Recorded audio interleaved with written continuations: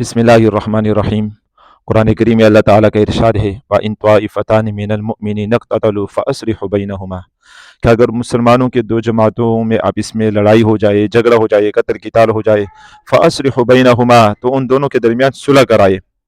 तो आजकल जो अफ़गानिस्तान और पाकिस्तान के हालात है, हम सबको उसके लिए खुसूसी दुआएं करनी चाहिए। जिस तरह कतर में अल्हम्दुलिल्लाह मुज़ाकरात जारी है और सुलह इंशाअल्लाह ताला हो जाएगी। दोनों मुसलमान आपस में एक दूसरे से लड़ रहे हैं, ये इंतहाई अफसोसनाक बात है।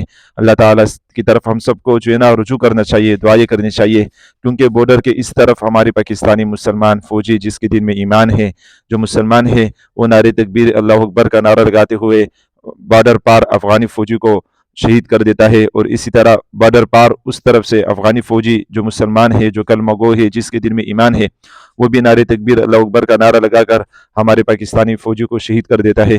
दोनों शहीद होते हैं, दोनों मुसलमान है, दोनों कलमा गो है, दोनों नमाज रोज़े आमाल वाले हैं, ईमान वाले हैं, दोनों का मसलक एक है। और उन हज़रात के बड़ों ने हमारे ही दीनी मदारिस में दीनी तालीम हासिल की है। दारुल उलूम देवबंद जो मदरसा है हमारे मसलक का, देवबंद का, तमाम मदारिस जो है ना उनकी शाखें हैं और सब की निस्बत दारुल उलूम देवबंद की तरफ है।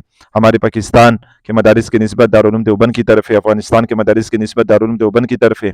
वहाँ के बड़े उलमा कराम दारुल उलूम देवबंद के फाजिल है, पाकिस्तान के बड़े उलमा कराम दारुल उलूम देवबंद के फाजिल है। दोनों मुसलमान है, दोनों भाई है, दोनों की सकाफत, दोनों की रिवाज, दोनों के तर्ज व तरीके, दोनों की जो है ना रस्म व रिवाज, दोनों के आदात, दोनों के अहमाल सब एक ही जैसे हैं।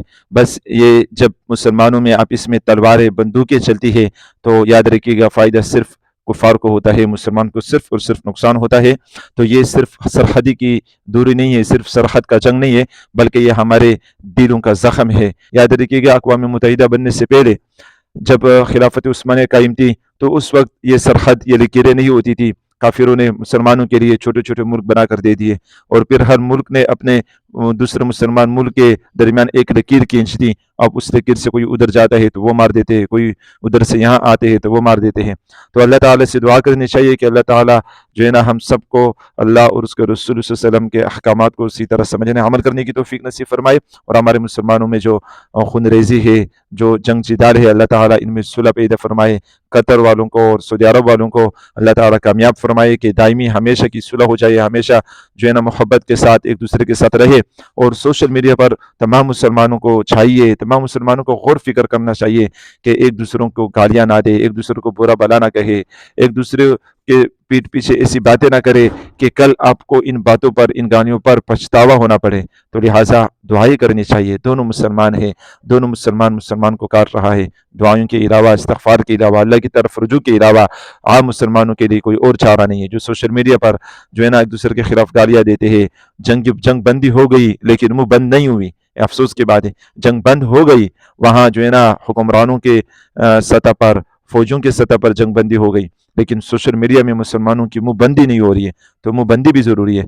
अल्लाह ताला से दुआ है कि अल्लाह ताला हम सबको दीन की सही समझ बूझ नसीब फरमाए।